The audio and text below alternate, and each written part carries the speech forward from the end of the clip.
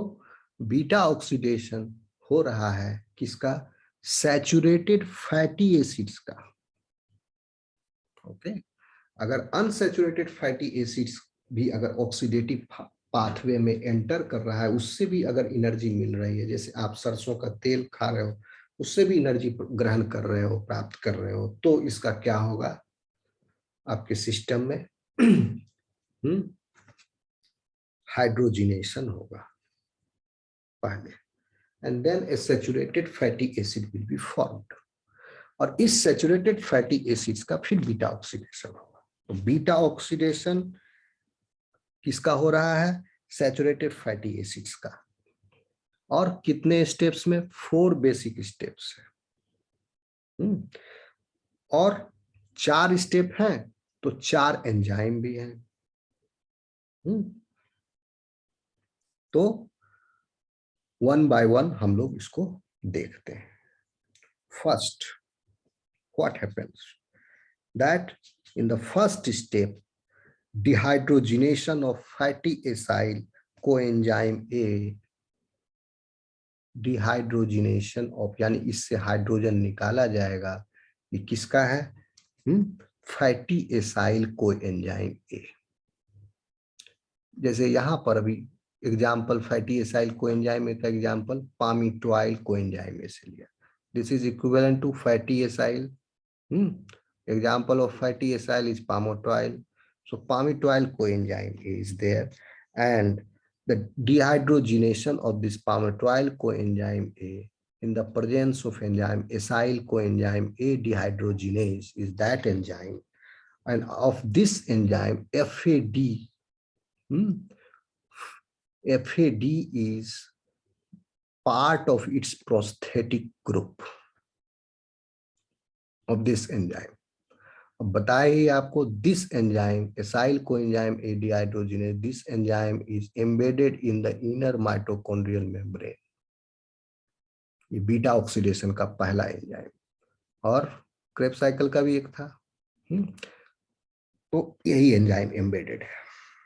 और क्या हो रहा है इस डिहाइड्रोजिनेशन के फलस्वरूप? एक डबल बॉन्ड बन रहा है। कहां पर? अल्फा और बीटा कार्बन के बीच में। This is alpha carbon, carbonyl carbon, alpha carbon. पहले क्या था पामीटोइल कोएंजाइम में? पूरा का पूरा आर इसलिए लिख दिया, लंबा चेन कुछ भी हो। अब सब कार्बन जितने भी हैं सब फुल्ली सैचुरेटेड है एक्सेप्ट कार्बोनिल कार्बन। समझ में आ रहा है? अब इससे अगर हाइड्रोजन को रिमूव कर दिया जाए, डिहाइड्रोजिनेशन हुआ, then what you will obtain? An equivalent of unsaturated fatty acyl group। Hydrogen निकल गया तो एक यहां पर डबल बॉन्ड का अपीयरेंस हो गया, and this double bond is between alpha and beta carbon. Is it clear? Yes, sir. यानी आप उसको कह सकते हो कार्बन नंबर 2 और कार्बन नंबर 3 के बीच में एक डबल बॉन्ड आ गया। क्यों? क्योंकि एंजाइम के प्रेजेंस में इसका डिहाइड्रोजिनेशन हुआ, और इस डिहाइड्रोजिनेशन के प्रोसेस में ना ही सिर्फ हाइड्रोजन अलग, प्रोटॉन हाइड्रोजन निकाला गया, तो इसमें क्या हुआ, प्रोटॉन को अलग, इलेक्ट्रॉन को भी अलग एक्सट्रैक्ट किया गया, और electron pair has gone to FAD। उसके बाद जब इलेक्ट्रॉन पेयर FAD के पास गया तब 2 प्रोटॉन इससे जुड़ गया, and then now this FAD is present in fully reduced form FADH2. And what happens here is, because FAD is part of this enzyme complex, basically this is a prosthetic group. तो enzyme पढ़ाएंगे तो वहां पर आपको बताएंगे prosthetic group क्या होता है, कोफैक्टर क्या होते हैं। अगर यह FAD रिड्यूस्ड फॉर्म में रह जाए तो यह एंजाइम से FADH2 डिसोसिएट कर जाएगा, तो इसका प्रोस्थेटिक ग्रुप में फिर FAD, ये फ्लेविन कोफैक्टर जो है गायब चला जाएगा, तो enzyme will lose its activity then. तो क्या होता है इसके लिए, सेल क्या करता है, एफएडी को जैसे ही FADH2 में रिड्यूस होता है, इमीडिएटली क्या होता है, FADH2 से इलेक्ट्रॉन पेयर मूव कर जाता है आपका ETF, समझ रहे हो, ETF नाम का एक दूसरा इलेक्ट्रॉन कैरियर है, और this is also a protein. इसका नाम है इलेक्ट्रॉन ट्रांसफेरिंग फ्लेवोप्रोटीन, ETF। अभी आपको बता रहे थे कॉम्प्लेक्स इलेक्ट्रॉन ट्रांसपोर्ट चेन में कौन कौन इलेक्ट्रॉन को कैरी कर रहा है।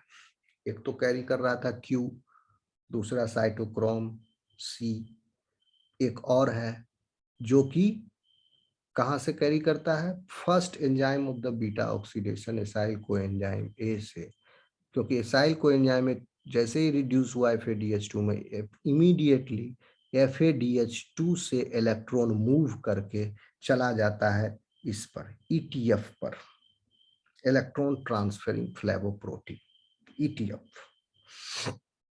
ठीक, और ETF के बाद इलेक्ट्रॉन जो है, फिर एक एंजाइम है, वो अलग पाथवे है, माइटोकॉन्ड्रियल मैट्रिक्स में भी एक एंजाइम, बीटा ऑक्सीडेशन का एंजाइम नहीं है, that enzyme is ETF-Q ऑक्सीडोरिडक्टेज।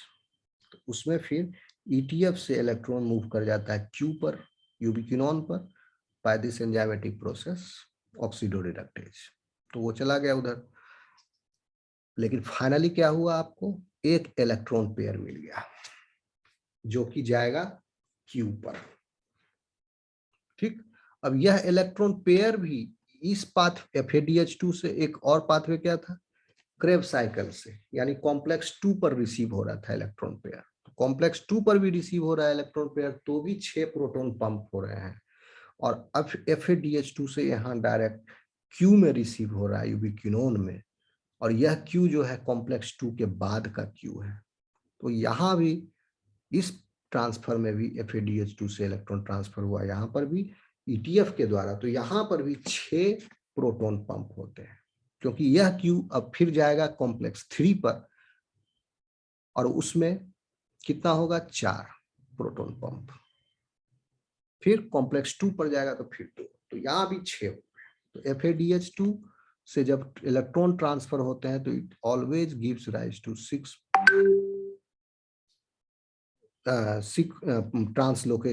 Translocation of 6 protons. इतना क्लियर हुआ, आगे चले।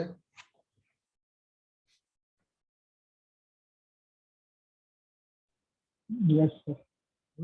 अब ये क्या हुआ, डिहाइड्रोजिनेशन के बाद जो कंपाउंड बना, ये डबल बॉन्ड जो अपीयर हुआ, this because of this double bond, now this double the configuration of this double bond is, you can notice here that it is trans.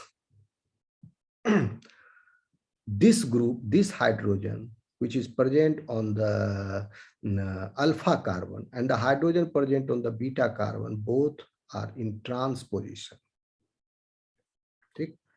And this also, you know, that all naturally occurring fatty acids are cis in configuration, and their biological activity are mostly functional when that fatty acid is present in its cis configuration.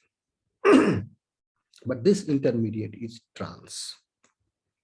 Okay, तो यहां पर फिर अब ये product is trans delta 2 enoyl coenzyme A, नाम देख लीजिए, trans है, that's why trans. Delta means one double, delta means double bond, how many, one, because the position is single digit here, that is 2, यानी second carbon, कम carbon number वाले को लिखते हैं। डबल बॉन्ड 2 से 3 के बीच में 3 क्यों नहीं लिखे, 3 ज्यादा नंबर, छोटा नंबर को लिखा जाता है, 2 को लिखे। डेल्टा 2 डैश इनोइल कोएंजाइम ए, ठीक है, this is coenzyme A, and this group is enoyl. Whole this group becomes enoyl because of the presence of this double bond. So this group is now the compound is trans delta 2 enoyl coenzyme A. Okay.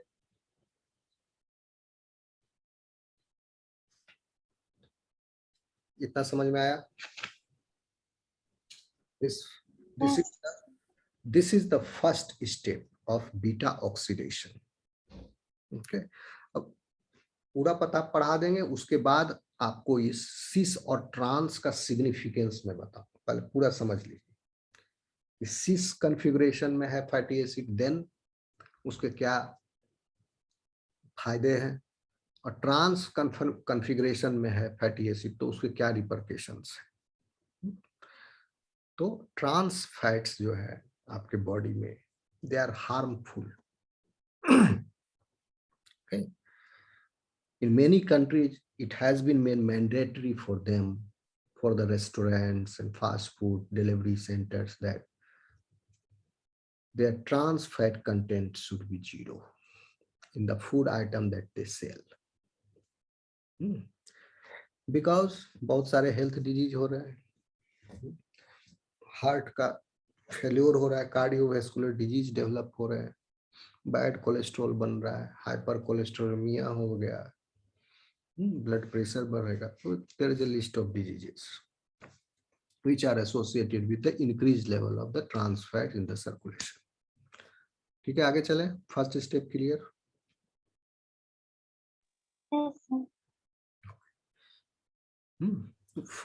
हाँ, इसमें एक दो बात आप जान लीजिए। Enzyme को, acyl को एंजाइम ए डिहाइड्रोजिनेज जो है, ये एंजाइम इसके फर्स्ट स्टेप को कैटलाइज कर रहा है, लेकिन इस एंजाइम के भी 3 प्रकार होते हैं। 3 isozymes of acyl coenzyme dehydrogenase is there. और हर आइसोएंजाइम जो है वो एक स्पेसिफिक रेंज के फैटी एसाइल चेन लेंथ को वो इनॉयल ग्रुप में तब्दील करता है। यानी उसका सबस्ट्रेट जो है, ये तीनों आइसोएंजाइम जो है, इसके 3 प्रकार हैं, तीनों प्रेजेंट होते हैं सिस्टम में। जैसा उसको मिल गया फैटी एसिड, वैसा enzyme, appropriate enzyme that will work. 3 तरह के हैं। एक जो है वो very long chain acyl coenzyme A dehydrogenase है। एसाइल कोएंजाइम है 3 तरह के, very long chain acyl coenzyme A dehydrogenase, full short form is VLCAD, VLCAD। ये वैरायटी है किसका? एक वैरायटी है इसका, एसाइल कोएंजाइम ए का, सिंथेस डिहाइड्रोजिनेज का। ये किस तरह के फैटी एसिड पर वर्क करता है? 12 से 18 कार्बन वाले तक। जब लेंथ जो है 12 से 18 हो तो this enzyme will come. Medium chain दूसरा है MCAD, medium chain acting, medium chain, उसके बाद हो गया acyl coenzyme A dehydrogenase. This is very long chain acyl coenzyme A dehydrogenase. This is medium chain acyl coenzyme A dehydrogenase. इसका range है 4 से 14 carbon. यानी this enzyme can break butyric acid as well as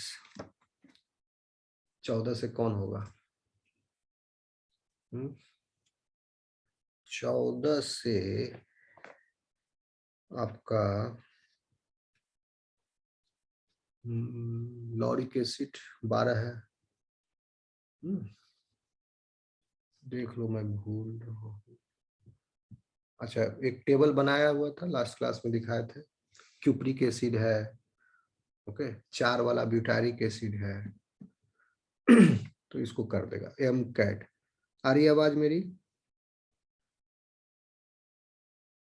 yes sir. तीसरा वाला है yes sir. S cat.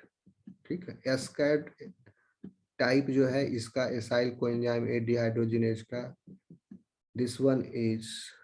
This stands for short chain acyl coenzyme A dehydrogenase. इसका range है 4 से 8 कार्बन। फिर माइरिस्टिक एसिड 14 कार्बन। हाँ, मैरिस्टिक एसिड 12 किसका है? 12 वाला शायद लॉरिक एसिड है, ये कोकोनट ऑयल में पाया जाता है। 12 वो 1 सेकंड में कंफर्म कर लेता हूँ। यस सर, लॉरिक एसिड 12 वाला है लॉरिक एसिड, है ना। Capric acid is 10, caprylic acid is 8, caproic acid is 4 to 6 हो गया, butyric acid is 4, palmitic acid is 16, stearic 18। तो ये तो याद है, ये सब प्लांट में प्रोड्यूस हो रहा है एक्सेप्ट ब्यूटारिक एसिड और कार्पोरिक एसिड। कार्पोरिक एसिड भी बटर में फर्मेंटेशन प्रोडक्ट है इसलिए।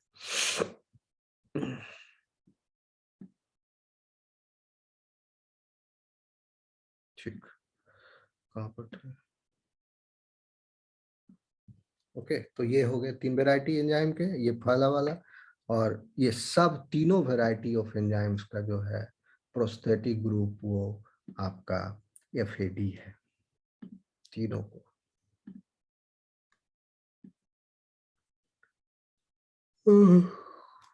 और इलेक्ट्रॉन्स जो है रिमूव हो रहे हैं आपके कहाँ पर, इन दिस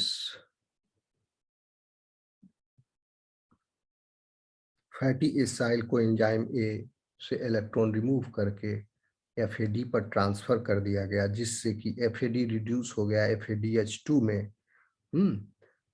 और FADH2 में रिड्यूस होने के बाद इमीडिएटली जो है ये डोनेट कर देता है अपने इलेक्ट्रॉन्स को to an electron carrier of the mitochondrial respiratory chain, and the name of that carrier is, that itself is a protein, that carrier protein is electron transferring flavoprotein, ETF, electron transferring flavoprotein। हो गया। और उसके बाद फिर इस ये ETF जो है सो वो फिर Q को दे देगा, Q से फिर इलेक्ट्रॉन ट्रांसपोर्ट चेन में एंटर कर गया। और ETF को देने के बाद FADH2 से जब ETF को दे दिया इलेक्ट्रॉन, तो फिर FADH2 बन गया FAD, and this is still attached to this enzymatic complex। Prosthetic group is not lost, ये सिर्फ इसको दे दिया, तुरंत पकड़ा, इसको ट्रांसफर किया। अगर नहीं ट्रांसफर करता है तो इसको लेके जाना पड़ता है, तो फिर एंजाइम का प्रोस्थेटिक ग्रुप खराब हो जाता है। Okay,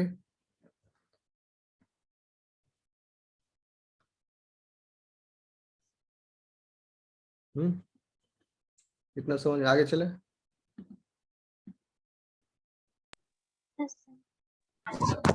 yes sir.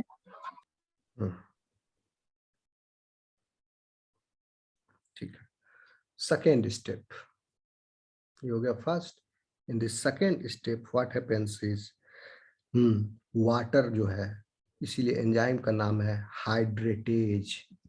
Name is enoyl coenzyme A hydratase. This enoyl coenzyme A product of this earlier reaction, previous reaction का ये product है, is now the substrate of this enzyme.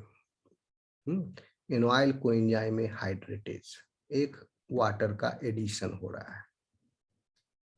ठीक, और ये वाटर का एडिशन कहाँ हो रहा है? जहां पर डबल बॉन्ड है इस डबल बॉन्ड के दोनों कार्बन पर इस वाटर के एटम्स ऐड हो रहे हैं।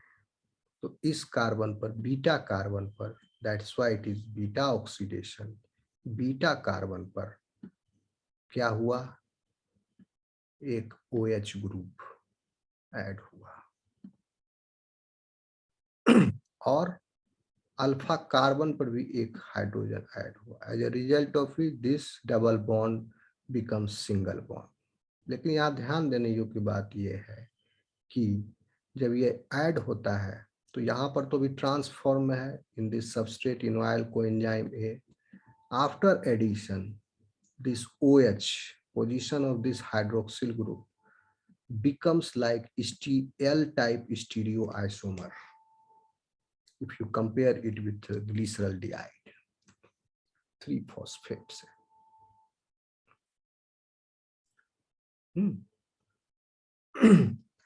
तो कहने का मतलब हुआ कि दिस OH, अभी नीचे में आप कहते ऐड होना चाहिए था लेकिन नहीं, ये एंजाइमेटिक रिएक्शन फिर OH ऊपर, यहाँ ऊपर नीचे कह रहे हैं दिखाने के लिए, ओरिएंटेशन चेंज हुआ, OH is at this position, H यहाँ पर है।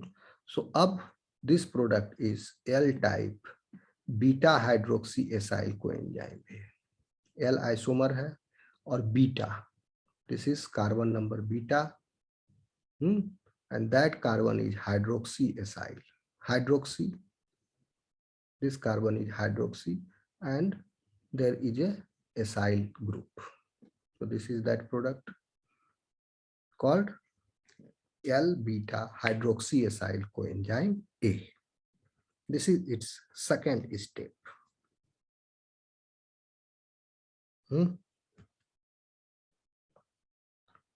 समझ में आ रहा है? एंजाइम का नाम है इनोइल कोएंजाइम A हाइड्रेटेज। सिमिलरली ऐसा ही रिएक्शन, एनालोगस रिएक्शन, आप याद करो फिर क्रेब्स साइकिल को, तो वहां पर ऑक्जेलो एसीटेट बनने से पहले फ्यूमरेट नहीं, मेलेट से फ्यूमरेट, ऑक्जेलो एसीटेट बना, फ्यूमरेट से जब मेलेट बन रहा था, so in that step also, in this one, both the reactions are having the similar mechanism, analogous है, जिसमें यहाँ पर एंजाइम था फ्यूमरेज और इसमें भी एक वाटर मॉलिक्यूल ऐड हुआ, दैट बिकम मेलेट। तो उसी तरह यहाँ भी सबस्ट्रेट तो है trans delta 2 enoyl coenzyme A, एक वाटर ऐड हुआ, हाइड्रेटेज एक्शन हुए एंजाइम के, और this has become hydroxy. Now the product is hydroxy, and the name is L-type beta hydroxy acyl coenzyme A.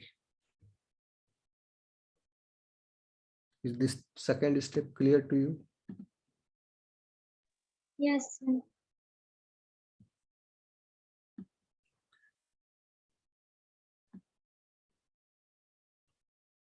Third step में आइए।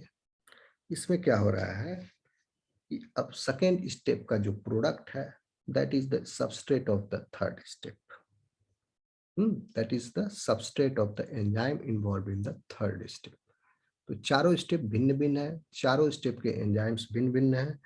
Enzyme का नाम है for this step is beta hydroxy acyl coenzyme A dehydrogenase, because this product beta hydroxy acyl coenzyme A का अब क्या हो रहा है, डिहाइड्रोजिनेशन होगा, यानी यहाँ पर NAD+ ऑक्सीडाइज फॉर्म अब रिड्यूस होंगे, ठीक। यानी यहाँ से हाइड्रोजन निकल के वो फिर चला गया कहाँ पर, NAD को रिड्यूस करने में।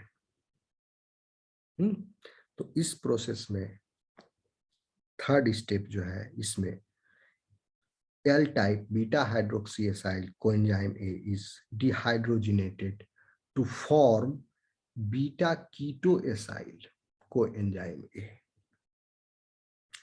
by the action of beta hydroxyacyl coenzyme A dehydrogenase. Here NAD plus is the electron acceptor. So this beauty of this enzyme is that this enzyme is absolutely 100% specific for the L stereoisomer of hydroxyacyl coenzyme A. Okay, if this is a D isomer, then if suppose if the D isomer is formed, suppose OH अगर इधर हो गया, H उधर चला गया, then it will be a D isomer. Then that isomer will not be the substrate of this enzyme, beta hydroxyacyl coenzyme A.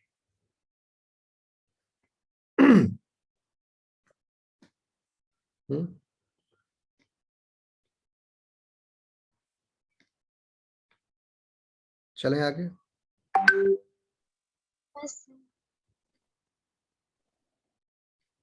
Yes, sir.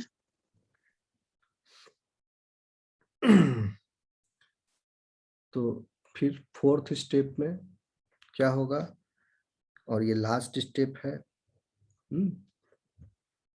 और चूंकि ये माइटोकॉन्ड्रिया के मैट्रिक्स में चल रहा प्रोसीजर है, तो होता क्या है कि एन कभी कभी या ज्यादातर टाइम उतना नहीं कर सकते हैं। यहाँ NAD लिखा इसलिए लिखा गया कि ये एंजाइम जो है डायरेक्टली कॉम्प्लेक्स 1 को इलेक्ट्रॉन डोनेट कर देता है, डायरेक्टली। ठीक है, बीच में NAD की जरूरत भी नहीं पड़ती। तो इसलिए NAD लिखा क्योंकि कॉम्प्लेक्स 1 भी जो इलेक्ट्रॉन को रिसीव करता है NADH से करता है। So this is equivalent to that. तो इसलिए यहाँ लिख दिया NAD plus is getting reduced into NADH। Basically होता क्या है कि NADH जो फॉर्म हुआ है in the reaction donates its electron to complex 1 that is NADH dehydrogenase. और ये रिएक्शन जो कैटलाइज हो रहा है बीटा हाइड्रोक्सीएसाइल कोएंजाइम डिहाइड्रोजिनेज, यह भी वहीं पर हो रहा है।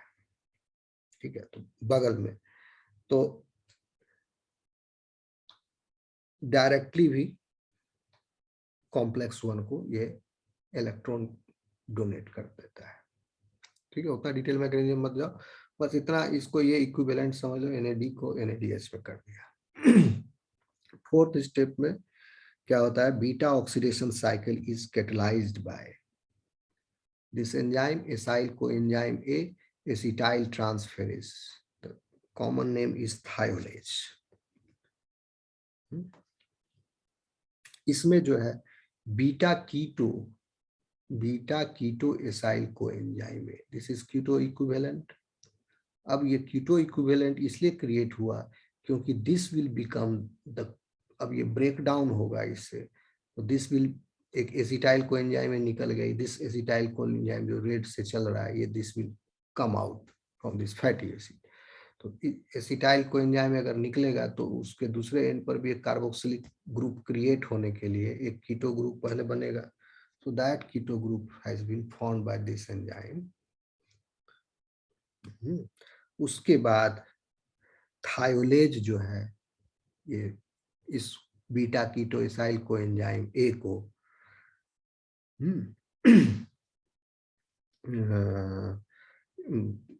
फ्री इसको क्या करेगा, स्प्लिट अप करेगा। ठीक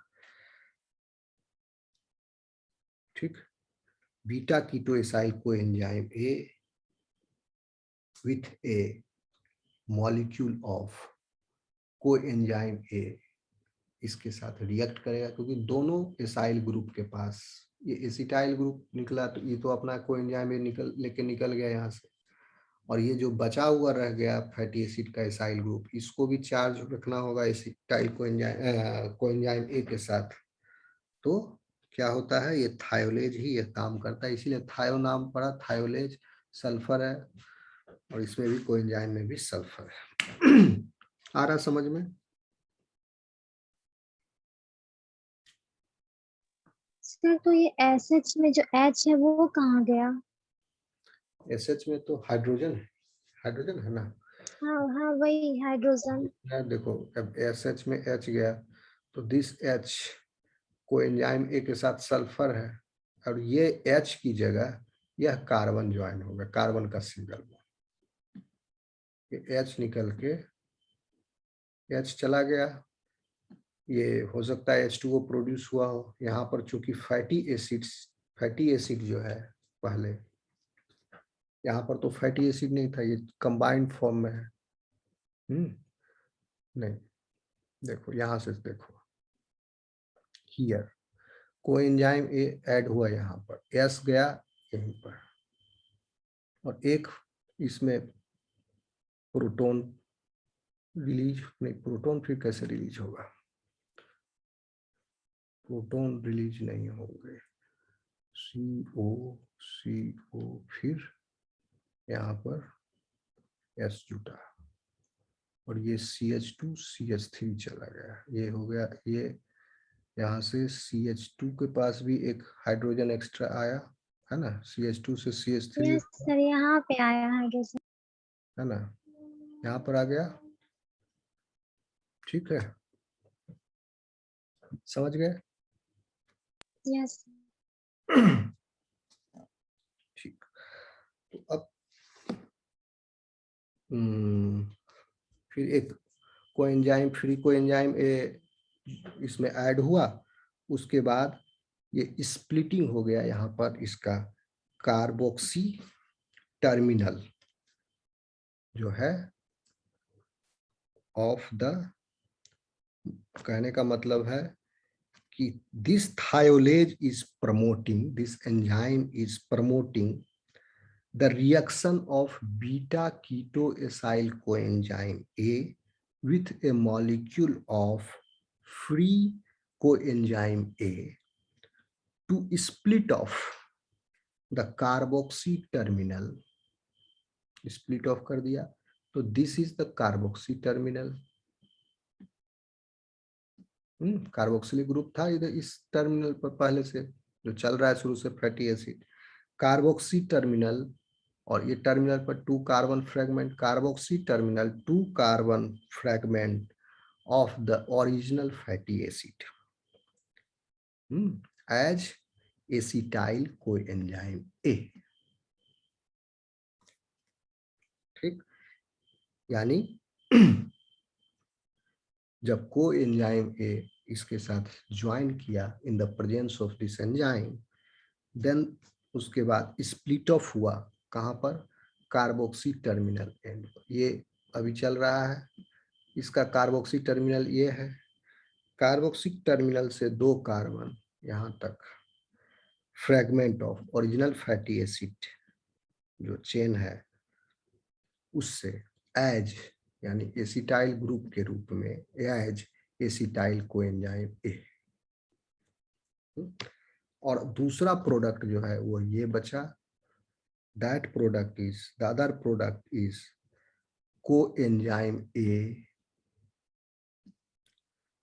coenzyme A thioester, this is also thioester, ये S है, this is thioester, this one is also thioester, this is also thioester। ठीक, a thioester of fatty acid, and this fatty acid is shortened by 2 carbon atoms, and this reaction is also called as thiolysis। ठीक, सो ये 4 step में complete हो गया beta oxidation. Any problem किसी को?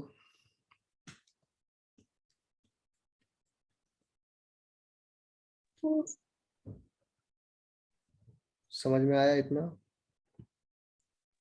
Yes sir. Yes sir. Simple है, 4 step, 4 enzyme और कितने सबस्ट्रेट, कितना नाम याद रखना पड़ेगा आपको? 6 नाम याद रखने पड़ेंगे। पहला तो याद ही रहेगा आपको, है कि नहीं? 6 की 5 रखने पड़ेंगे, है ना। फर्स्ट वाला क्या था? अगर पामिटिक एसिड था, फिर से रिवाइज कर देते हैं। पामिटॉइल कोएंजाइम ए, पामिटॉइल कोएंजाइम ए बना ट्रांस डेल्टा 2, देखते जाइए आप। पामिटॉइल कोएंजाइम ए से बना trans delta 2 इनॉइल coenzyme A.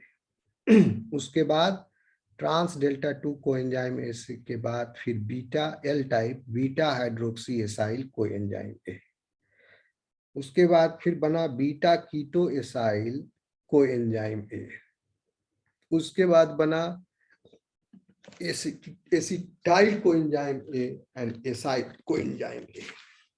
6 products आपको याद रखने पड़ेंगे, ये 6। और इसके 4 एंजाइम्स, चारों एंजाइम में सब में कोएंजाइम है तो है ही, किसी में एसाइल है, किसी में एनॉइल है, किसी में हाइड्रोक्सी एसाइल है। तो पहला वाला है एसाइल कोएंजाइम ए डिहाइड्रोजिनेज, दूसरा वाला इनोइल कोएंजाइम ए हाइड्रेटेज, तीसरा वाला beta hydroxy acyl coenzyme A dehydrogenase, चौथा वाला acyl coenzyme A acetyl transferase यानी थायोलेज। That's all.